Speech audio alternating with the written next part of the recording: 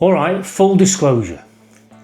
I wasn't entirely sure if getting back on a bike at my age was a genius idea or a really stupid one. We've been living in sin so long, all the feels are gone. Fella stopped me on the street last night, said everything's alright. Roller coaster, make it through the day, I'm right. It seems your meal ticket is gone, but life goes on. I could never imagine something better. Yeah, right. Now you're cooking on high heat in the middle of the street. Roller coaster, take me to a better time. Let's go. All sing your high line with the roller coaster. You see, most blokes would just ask their mates down at the pub, but well, I've only got 3 mates and they don't ride anyway, and the local pub had closed down. So I did what any slightly cautious, slightly nerdy bloke in their 50s might do. I had a cup of tea, I cranked up the laptop and I asked AI, ChatGPT in particular, what it thought.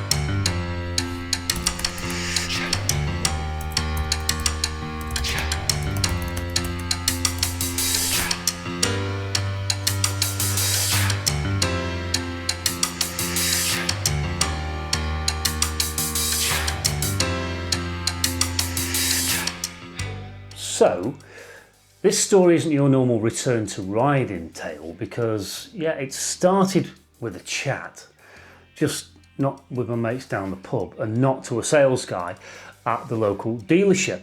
I chatted with an algorithm and weirdly, it made total sense. Now, before you laugh, I know what you're thinking. Who in their right mind asks a computer whether they should buy a bike? But here's the thing. I didn't want hype. I didn't want a sales pitch. I just wanted straight answers. Factual, non-emotive answers.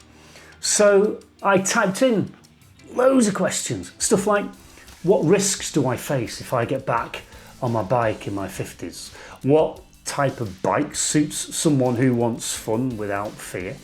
And am I basically asking for trouble here? And to my surprise, it didn't just say, don't be daft, mate. It actually gave me some perspective. It reminded me that, of course, I wasn't 25 anymore, thank God, that I wasn't chasing adrenaline or trying to impress anyone. And apparently, well, it turns out that that's statistically favourable because obviously I'm much less of a risk than the average testosterone-fueled, thrill-seeking 20-something. Who knew that midlife could actually count as a safety feature.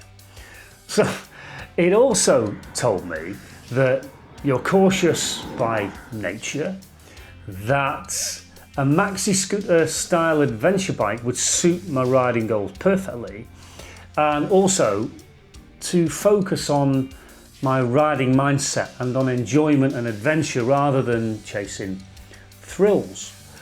So what I got back wasn't just data, it was reassurance that this wasn't reckless at all. More than that, it could actually be a really positive decision. And here's the kicker. This data didn't just reassure me, it reassured my family too.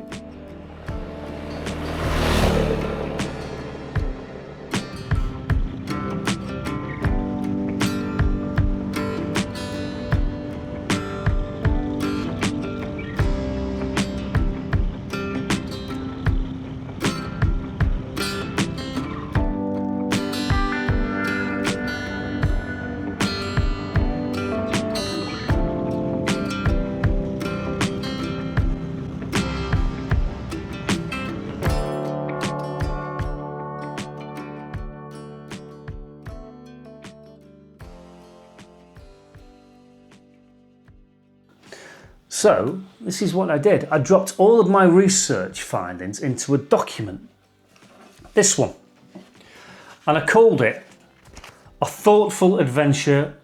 I think it's time to ride again. And I shared it with all my loved ones and my family, my friends, my 3 best mates.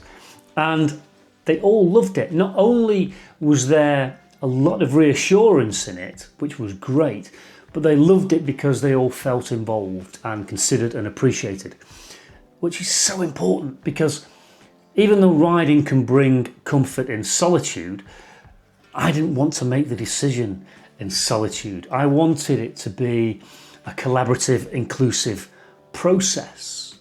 And thanks to ChatGPT, that's exactly what it was. So they all supported me 100%. So armed with this advice and the support, I didn't rush out and buy the first super bike that I saw. I didn't buy the biggest, loudest thing that I could find. I bought this, the Honda ADV, and it's amazing. It's like taking an adventure, but in really comfortable shoes. And this thing is more comfortable than a worn-in sofa. Style-wise, I think it just looks brilliant. It's like having the latest, coolest Scandinavian furniture, but without the hassle of having to build it yourself. And it always attracts loads of interest as well. Someone even asked me the other day if it was electric. No, that would be reckless. But it's as good as, because this thing does 86 miles to the gallon. So it's quick, it's chunky, it's better looking than Andrea Core. All right, maybe not.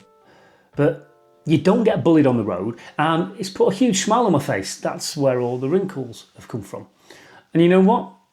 That process, as daft as it might sound, well, it's made me feel confident again. Like I wasn't just buying a bike, but like I was making an informed choice about how I want to live this next chapter. And now, because of that, well, it's a chapter that I'm really, really looking forward to. So, if you're watching this, wondering whether you should ride again, believe me, I get it. And maybe you're a little bit like me. Maybe you don't need the fastest machine. Maybe you don't need your mate's dodgy advice down at the pub either. But maybe you just need to think it through and ask the right questions to get the answers that you need. And then, by all means, when you've done that, go out and get the right gear, get the right bike, and get the right mindset. And trust that itch that says it's time. But hey, if you're still not sure, don't just take my word for it. You could always ask the road. We've been living in sin so long, all the feels are gone. Fella stopped me on the street last night, said everything's alright. Roller coaster, make it through the day upright. It seems your meal ticket is gone, but life goes on. I could never imagine something better. Yeah, right. Now you're cooking on high heat in the middle of the street. Roller coaster, take me to a better